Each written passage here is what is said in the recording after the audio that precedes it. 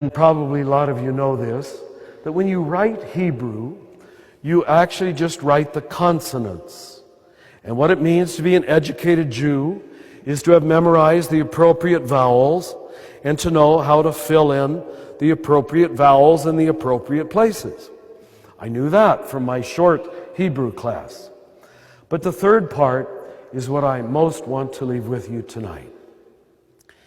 He said, did you know that the consonants used in the spelling of the sacred name, Yahweh, are in fact the only consonants that, if correctly pronounced, do not allow you to use your tongue or close your lips.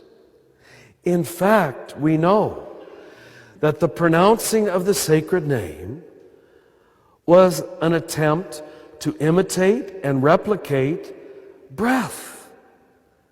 That it was inhalation and exhalation.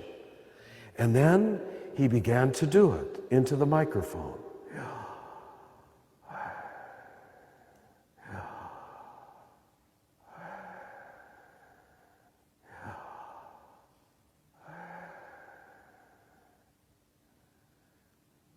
And in a few minutes, tears started being audible in the room, in a room of PhDs. I now give this to every crowd I can because it can change your life. It can change your life. If I would come back here a year from tonight, and if some of you hold on to this and begin to live it and to experience it and to practice it, your prayer life will dramatically change. But notice, it has nothing to do with thinking.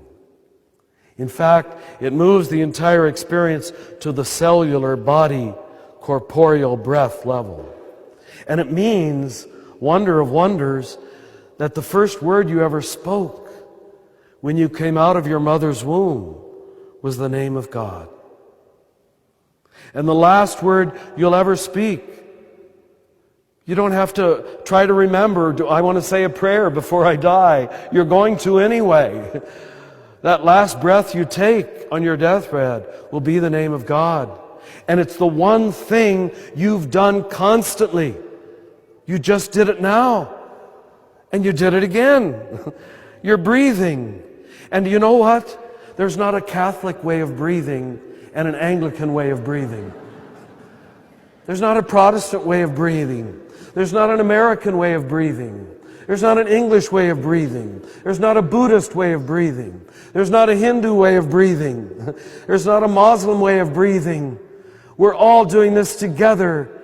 And this wonderful God has made the God Self that available, that democratic, that accessible. The gift is given.